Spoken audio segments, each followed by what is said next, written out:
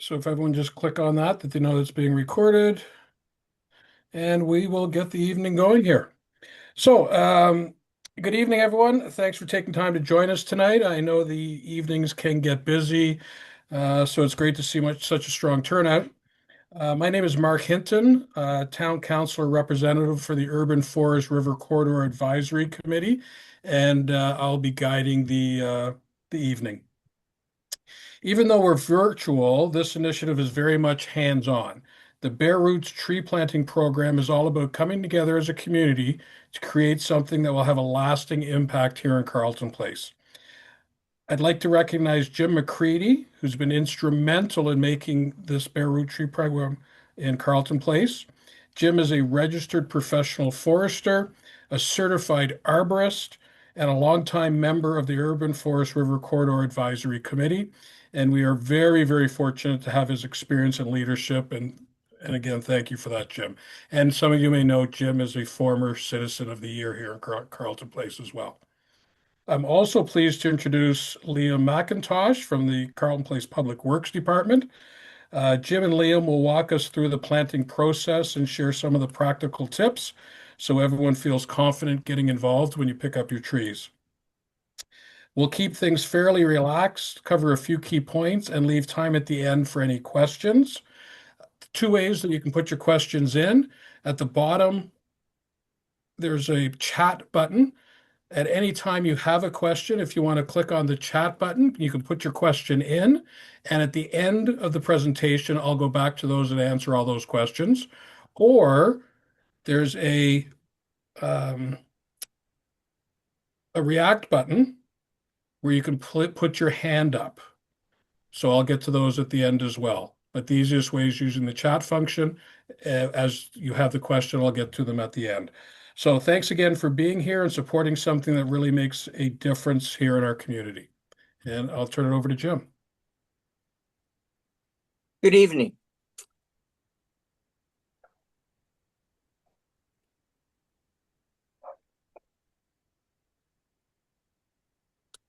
Good evening. Thank you very much for joining us this year. We started this program just after the ice storm back in 1998. So when you start counting the numbers, well, this is our 28th year for carrying out this tree planting program for municipalities. Next screen.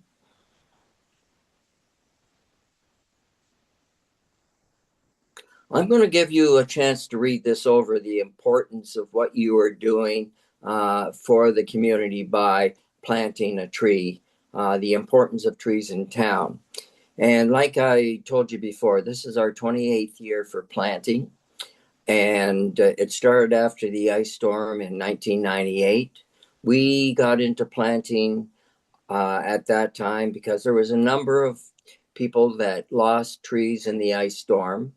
Plus, all the better sites for planting seemed to be in the people's backyards. And of course, in those days, it was the older communities and we had larger yards than we have that today. So what happens is sometimes we have the smaller trees that can suit your backyards or your front yards, whichever the point may be. And if everyone has had a look at this, that's the importance of the program. What we're going to do today, there's going to be on this presentation, there is going to be how to plant your tree.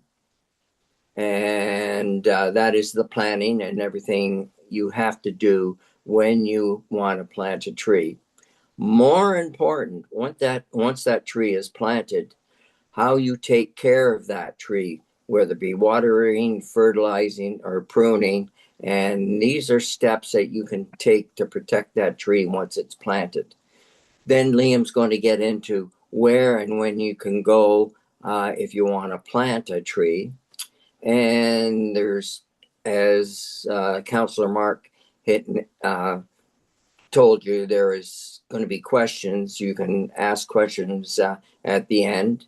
And for the first time in a long time, we're going to have a live planting presentation on Saturday morning, and I'll give you more details on that as it comes. Liam? One of the most important things you have to do, because we have a lot of our utilities underground, you have to go and get a contact Ontario One call to have an underground utilities located and marked. And this is a must. And usually it takes up to about 2 weeks before they can get around. And Liam, do you have anything to say on this? Not necessarily, but it's always just, I mean, it's the law, but sorry, it's the law, but it's also good practice just because there might be something there that you're unaware of.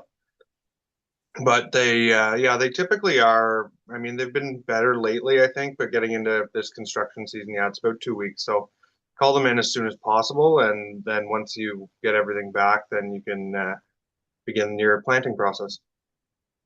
And that's the location where you're going to plant the tree. And what we're doing is you got to plan ahead. And trees should be planted in a dormant season in the spring or in the fall, and that's the best time to do the planting. And what you look for is take a look at where you're going to plant that tree, and not how that tree is planted today, what it looks like. What is it going to look like in 30 years? And have a look and get to know the shape of the tree that you're going to be putting in. And be cautious of scale. Large trees can overpower a small property. So if you've got a small property, should go for one of the smaller trees or even the medium-sized trees. And don't definitely plant trees near any overhead utility lines. And I'll let you know what the dimensions are going to be. And one of the things we tell you to do when planning ahead, dig your hole before you pick up the tree, and I'll get into the reasons why. Liam? Now, when you're planning ahead, these are the recommended distances that we said. We said don't plant too close to the hydro lines. So for your small trees, under 70 meters, you're looking at 2 meters or 6.5 feet. Your medium-sized trees, 7 to 18 meters or 20 feet. And large trees over 18 meters, it should be about 12 meters from or 40 feet from the hydro lines. And another consideration you have to do is, okay, what distance from the house is it going to be? And small trees, you can, is about 30 meters from the house or 10 feet. Your medium-sized trees, which will grow anywhere from 7 to 18 meters, it's about 4 meters or 13 feet. And larger trees, and those are the ones that are going to be over 18 meters, about 5 meters, at least 6 feet from the house. Those are the general guidelines that we tell you to look at when you are going to be planting a tree. And we get a lot of questions on what is the distance, and especially from a house. Liam? Jim, do you have any recommendations for people when it comes to their driveways? Because I've had that come up a couple times lately with people thinking the trees have damaged their driveway or their walkway. So, what would you recommend when it comes to that? You should be at least back, I would say, maybe about 2 to 4 meters. The ones, it's more the species that are more damaging to driveways than the actual trees themselves that are sugar maple or, or any of those trees. Something that would have been a willow or a silver maple or red maple sometimes. They have aggressive root systems, and poplar as well, and they can cause some damage on the driveways. So keep it back a ways. And for the sake of the tree itself, you don't want to plant it too close to the driveway, because in the wintertime you have snow plowing and snow blowing, stuff like that. So your tree should be back from the driveway so you don't get damage from any of the plows if you have a plow or snow blowing, that sort of thing. Thanks, Jim. Step 2 really is prepare the spot before you plant. And before getting that tree, you want to remove your grass, your weeds, ground cover within about 50 centimeters radius of the planting hole. And what you want to do is dig a hole at least twice the size of the tree roots and to a depth that the tree was planted at the nursery. And what you'll be doing is you keep all your parent soil, because it's your parent soil that you're going to be putting back into the hole. And you don't need to put any other kind of material back in there. It's generally the material that you're going to be taking out of the hole. You want the same material to go back in.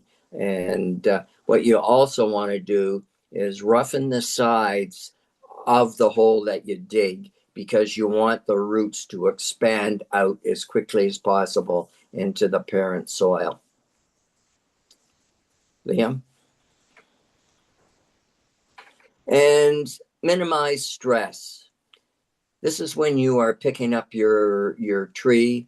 This is what you're going to be getting. The trees are going to be, we call it bare root. And these are the trees that you're going to have to make sure you protect that root ball when you do pick up the tree.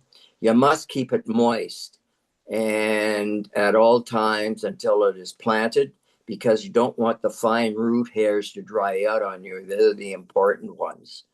And what you can do when you go and pick up your tree at the nursery, you can get wet burlap and wrap it around the roots. You can use mulch. I've seen people use wet leaves, moss, or even wood chips. You got to keep it moist.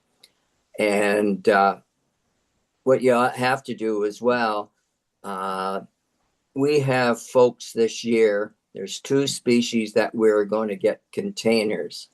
You can transport your containers very easily, more easier than the bare root. So keep in mind that you will have containers, and I'll tell you how to plant those containers later on.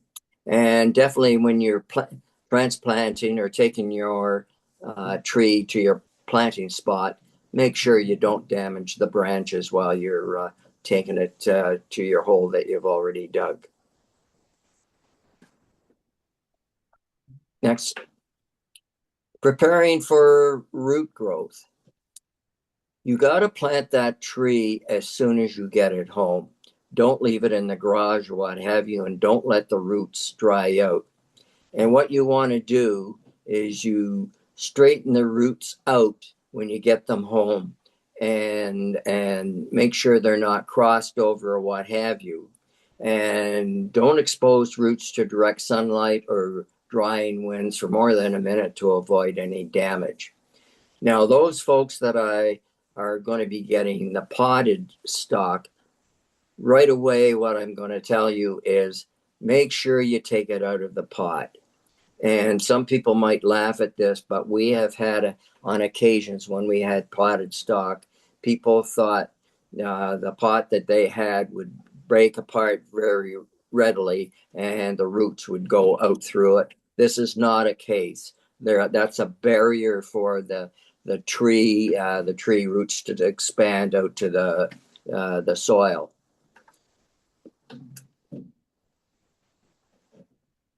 Step 5. What you're going to do is you're going to place the root on a mound that you're going to put in the bottom of the hole. And you're going to want the roots to expand over that ball that you're going to have at the bottom. And you want the roots to go out through the material. And once you have spread it out and you don't want it any deeper than it has been planted in the nursery, you put in at least 2/3 of the soil into that hole. And you use the parent soil that you have taken out of there. You don't put in any enriched soil or anything like that. And the reason is that those roots may stay in that hole and not go out into the parent soil. So you don't have to put any mulch or anything else in the hole or any other soil. Use the parent soil. That's the best way to do it. And stomp on once you got the 2/3 of the soil in there, you stomp on the soil as hard as you can. And the reason for this is you'll want to take away any air pockets. Air pockets will form in that hole if you don't take a good boot and get rid of that air pocket. And like a summer that we had last year, that will dry out the root systems very quickly. So you want to get rid of that air pocket.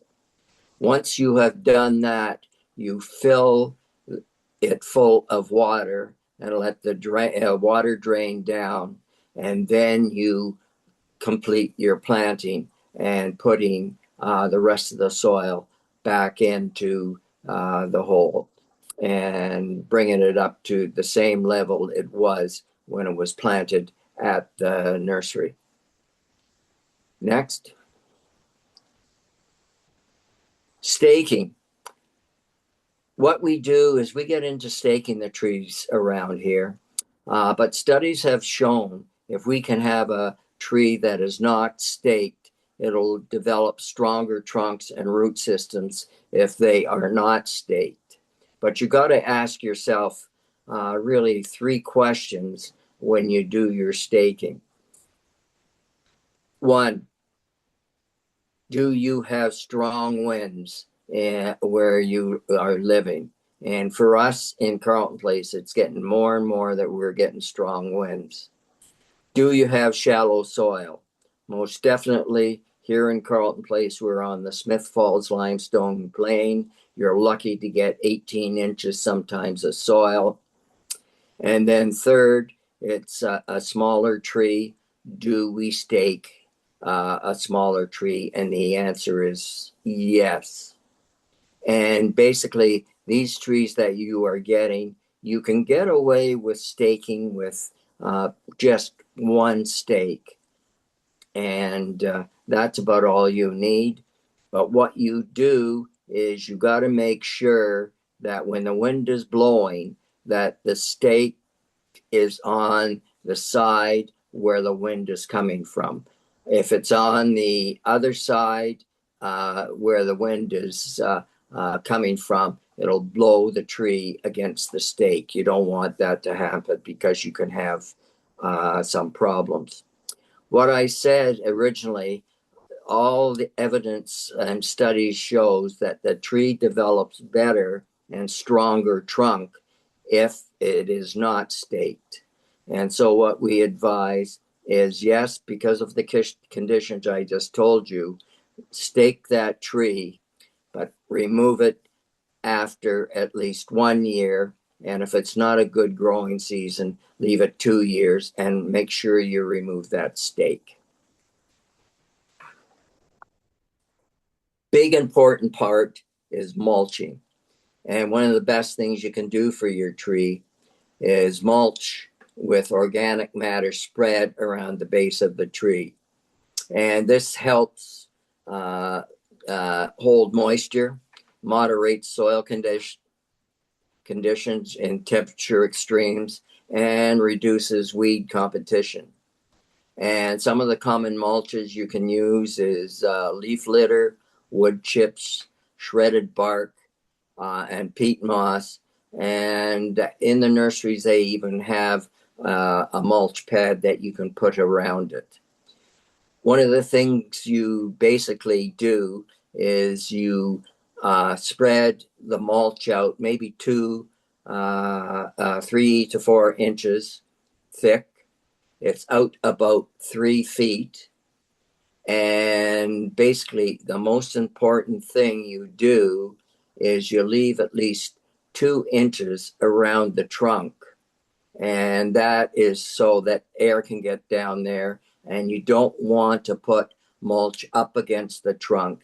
And definitely do not volcano. And I've seen that a few times where you kind of volcano. That will cause the bark to deteriorate fairly rapid. And so what you want is that an air to get in and around the roots, around the trunk. So you don't go ahead and mulch right up against the trunk. And of course, we like doing it. And in our parks, we mulch some of the trees. And the reason is we would like to keep the whippersnippers away from the base. If the whippersnipper does hit the base, we have seen damage, and that damage lasts the lifetime of that tree if it cannot heal itself quickly. So that's one of the reasons we really like to do the mulching around some of these trees. And again, like I said, don't volcano your trees. You're just asking for problems. Watering. This is extremely important. A lot of people fail when they're watering their lawn, they're watering their tree. And this is not the case. What happens when you water your lawn? That the water does not penetrate down into the soil. And what you get is you get your roots, fine root hairs on the surface of your lawn and what have you. What we want to do is drive those roots deep into the soil so that they can survive these extreme summers that we are getting. And one of the things you do is you do infrequent deep soakings to encourage production of a deeper root system. And what I mean by that is you take the nozzle off your hose and you take it over to your tree and you have a light trickle for 2 hours. And that's the way you water a tree. And what we advise is do it once a week, barring rain, and more often during hot spells. If you get 20 milliliters of rain a week, that's sufficient enough for that tree. But if you don't get it, water that tree at least once a week. And if it's extreme weather like we had last year, you're going to have to do it during the hot spells, maybe twice a week. I would put your priority for watering: 1, water your garden. That's your top priority. 2, water your tree. 3, and a lot of people will get upset when I say this, don't bother watering your lawn in hot weather, because a lot of the time your lawns come back. Your trees and your gardens don't come back if they don't get water. And you will continue watering up until at least mid-fall if we don't get a wet fall. Also, you can carry this on for 2 or 3 years so that you get yourself a good root system for that tree. Fertilizing. Do not fertilize the first year. Fertilizing is ineffective until the roots get established. What you can do is put bone meal if you want in the base, what have you. Fertilization, definitely not the first year. You could probably, until the root system is well established, because you fertilize that first year, you're going to get growth in your leaders and your leaves and things like that. The most important thing to do is get that root system established, and then you can fertilize. And what you want to do is when you're fertilizing, apply a slow release nitrogen. And this can be done, and the best way to do it is in the spring. And we recommend you go get fertilizing stakes that you put into the ground, and that can tell you on the label how many you need for what size of tree you have, and you can get those at the nursery. So don't fertilize the first year. We want to get that root system growing before you get into fertilizing. And we want that tree to have the root system established before you start getting a lot of growth above ground. And if you take a look, could you go back to that? This is the type what we are looking for. We're looking for a tree that has a tree canopy, and you'll hear a lot of talk about drip lines. Drip lines are out to where the edge of the tree is. You have the important parts are your feeder roots, and those are the roots that go out and are the finer root hairs that pick up all the moisture and nutrients. And then, of course, you get your support roots.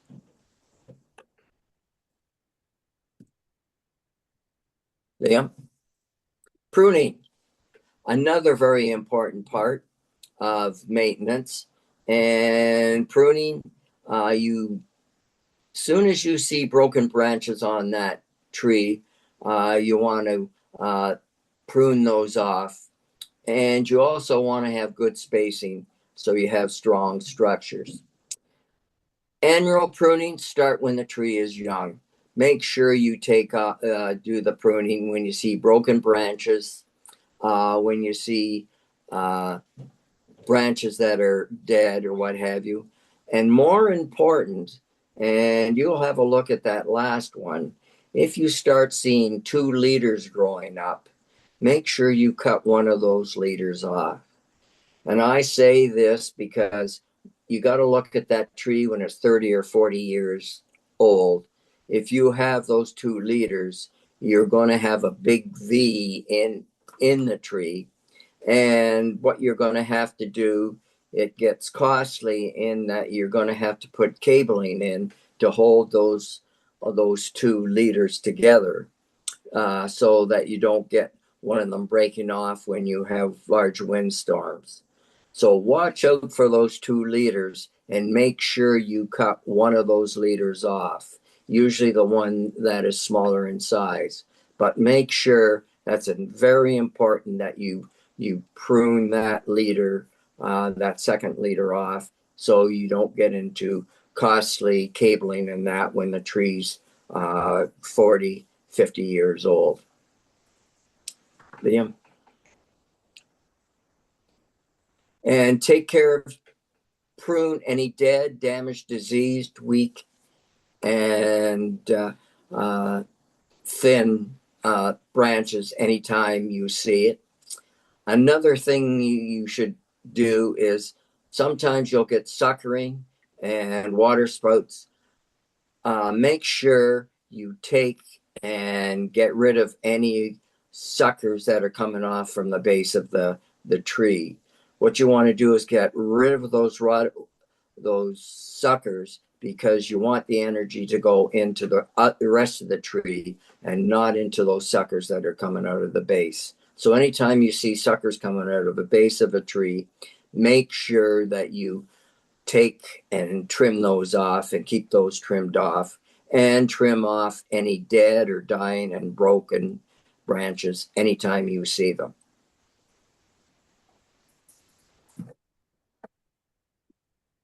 Pruning methods.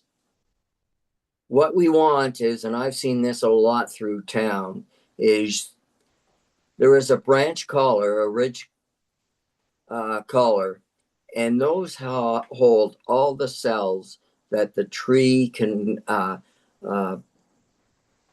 look after itself and heal itself naturally. So what you want to do when you're trimming off a branch, you want to leave the leaf collar in place. So what you want to do is cut it close. If it's a dead branch, you want to prune it close to the tree, but make sure you leave that leaf collar. What you don't want to do is cut it too close to the bole or the trunk, because that opens up a wound. The tree cannot heal itself, and there's chances of getting a disease in that cut that you have made that's too close to the trunk. Another thing you don't do, and I've seen it a number of times in town, is you make sure you don't leave a stump. So you want to cut it right back to the branch collar, leaving the branch collar in place and not a stump.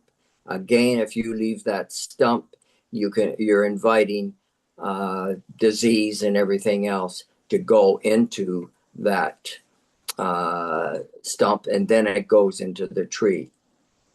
And you can see here, cutting a small branch where you cut. If you have to cut a large branch, we call it the 3-cut method. And the first cut is a cut to cut off underneath the branch of a larger branch. The second cut is a bit further out so that you're cutting and the branch will break off, and it won't break off right at the branch collar and take all those cells with it.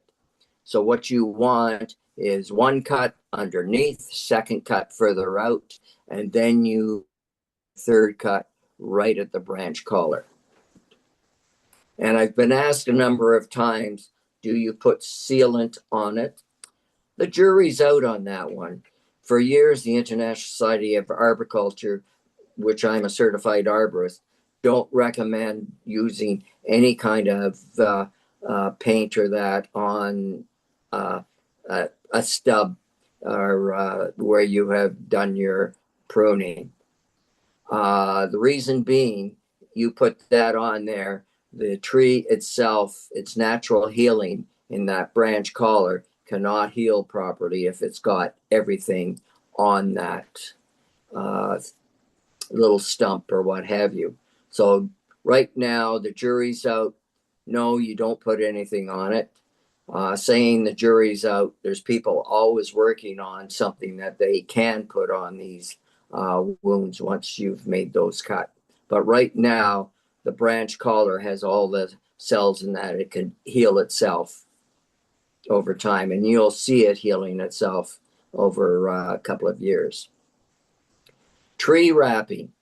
I've had this question a number of times. Do we put tree wrapping on it? I want to protect my tree and that from rodents and that in the wintertime. Yes, what you do in the winter is you put a tree wrap on, and that'll protect it from the mice that might be under the snow, rabbits, and what have you. And you do that.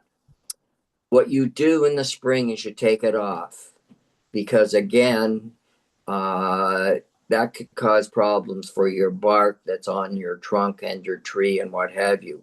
So just put it on for the winter, take it off in the spring. Liam?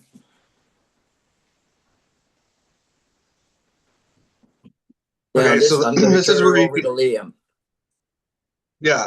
Okay, so all of you obviously know where you can purchase the tree if you got the link, but it is online. The trees are out at the Carleton Place Nursery on County Road 29, and they are available starting this Saturday. So May 2nd, they will be available. You just bring your voucher out and you give it to them, or at least show it to them on your phone, and they will mark your name down and get you your tree.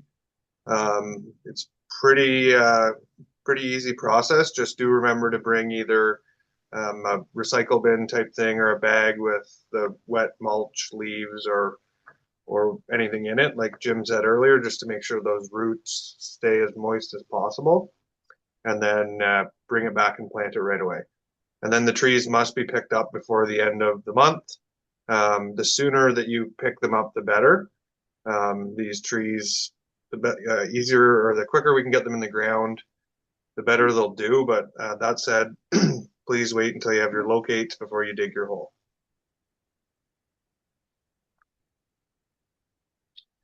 And we are going to, this was mentioned earlier, but we are going to have a live planting presentation on Saturday morning at 9 a.m. in the Carleton Place Arena parking lot. You'll see us somewhere around there. The exact location will be determined tomorrow, but they do have a spot in mind. And anyone's welcome to come. You don't have to purchase a tree, but anyone can come out and see the tree, the bare root tree being planted. Ask Jim any questions that you have. And yeah, is there anything else you want to say about that, Jim? No, it's something that the Urban Forest River Corridor Committee thought we should get back to. When we were first doing all these presentations, there was no such thing as virtual presentations, what have you. That all started after the ice storm. So we used to do all our presentations live at the park there, at the arena and what have you. And people could ask all kinds of questions at the time, what we were doing and so on and so forth. And the Urban Forest Committee thought we should get back to it. We want to stay with the virtual because we can cover a lot more people with virtual, but also people like to see the hands-on. So we decided to go back and do the hands-on. That's on Saturday, and that's at 9 o'clock in the morning. And it doesn't take long. It takes maybe half an hour to 45 minutes to do it. So it won't take up much of your time.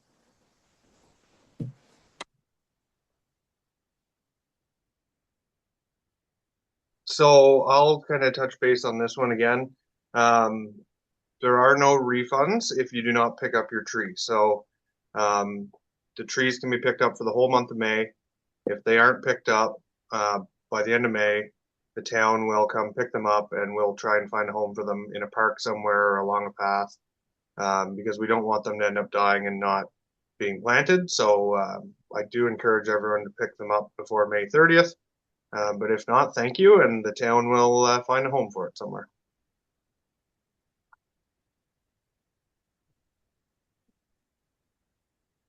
So we have one question. I'm going to direct this to Liam, and thank you everyone for staying on with us. The Maynards are asking, will the slide presentation be shared with everybody? For sure. I'll probably tomorrow at some point send out the slides by email the same way that I had sent out an email earlier today. So more than happy to do that. And then they will be posted on the website as well. Great. Thanks, Liam. Is there any other questions for anybody here? I see no more in the chat bar. And I see no hand. Oh, there we go. Questions are coming. Patty, thank you for the presentation. It was very informative. Our pleasure. Excellent presentation. Thanks, Bill. I love this. Kudos. How big are the roots for the trees so we can prepare the hole before pickup? Jim? I would say your roots, when they're spread out, are maybe about 2 feet. So you're looking at a hole maybe about 2 feet, I would say, and maybe a bit bigger.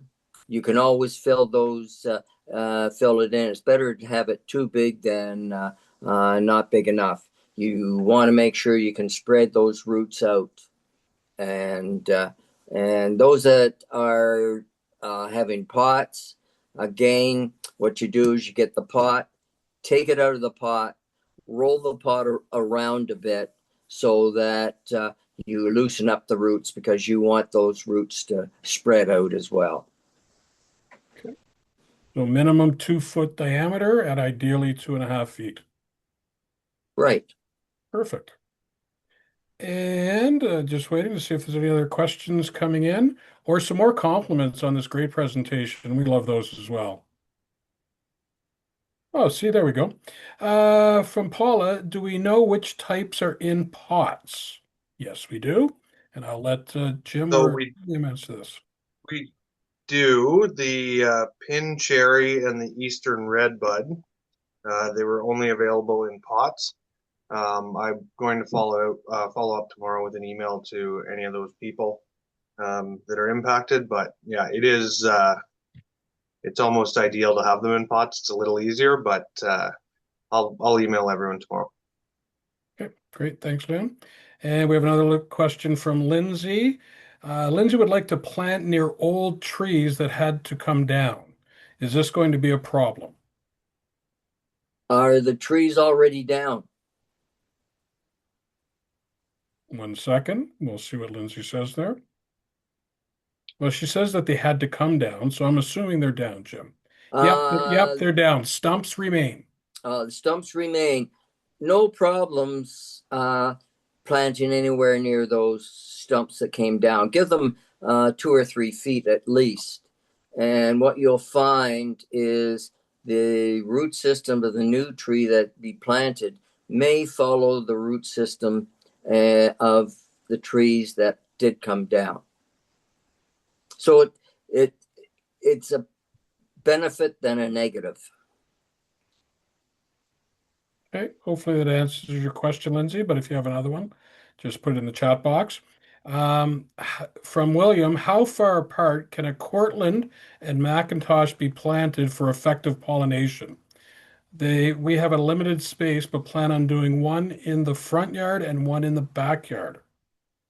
Are they going to pollinate, Jim?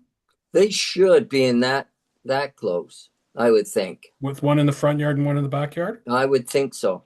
Okay. Okay, from Samsung, we have how tall are the trees? Are they like 5 foot, 6 foot? I guess it depends on the type of tree, but Yeah, the ones we're planting are in the neighborhood of, I would say, about 5, 6 foot.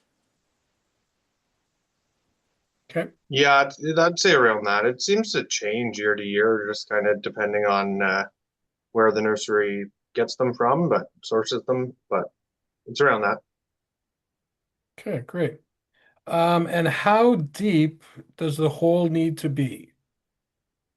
I know you said, Jim, similar to how they were before they were taken out of the ground, but how deep is that? That would be, I would say, at least a couple of feet if you got the couple of feet in town. Right. That's what I would say. It's better to dig it too deep because you always can put it back in, and you're going to have to put it back in anyways if you're going to put that crown and then the roots over that crown. So I would say if you can get a couple of feet, I would go ahead and get the couple of feet. We're in Carleton Place. You can't get that couple of feet sometimes. Right. As I say, you're lucky if you're going to get 18 inches. William, thank you for the wonderful presentation. Appreciate that. Paula, how far should we plant from other trees, such as tall cedars? A great question. If you have room in your yard and what have you, I would be looking at least 10 feet if you can do it. Okay.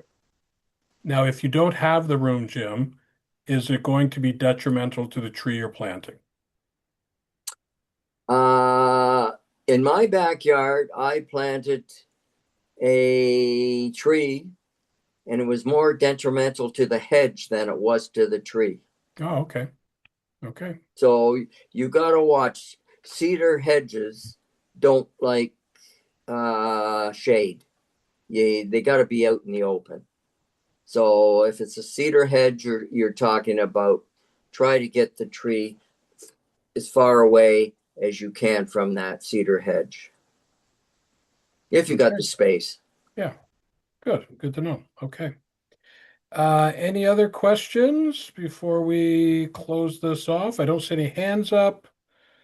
Just give everyone a second in case someone else has a question in the chat box.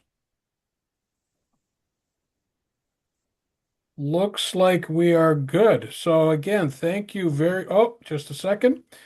From Lindsay, front yard exposed to wind, west side of house, gets loads of snow removed onto it. Is there a hardy suggestion? A hardy suggestion? Yes, of what type of tree? The ones that grow really well for us here in town and can take a lot of stress are the hackberries, for instance. We plant them on the main street. They can take the salt. And they seem to be able to take the wind and so on and so forth. Okay. So Lindsay, I hope you ordered a hackberry. What would be the second choice? I would go sugar maple or amber maple. Okay. Oak can take a lot of that stress as well. Okay. All right, perfect. No problem, Lindsay. Hopefully, like I say, you got a maple or an oak or a what was that? Hackberry? A hackberry. Thank you. A hackberry. How can you forget hackberry? I don't know because it's 7:48 and I've been working since 6. Few more questions coming in here. From Callie and Alex, is there a future plan maybe to put some trees between the two flows of traffic on Highway 7? It's quite the wind corridor. Sorry, I know it's outside the scope of today's presentation. I can probably answer that. No, that's MTO. It's not municipal. The MTO has future plans on widening Highway 7 and 15 with a boulevard of sorts down through Highway 7. So the quick answer is not that I'm aware of. Have not seen any plans that include trees down the middle. And got a service berry we'll put in backyard. Okay, Lindsay, sorry. Okay. From Anne, thanks so much, everyone. Great program and helpful advice. We appreciate that. A nice 5-star Google review would go a long ways in me being reelected, Liam keeping his job, and Jim just doing what he's doing. Anything else?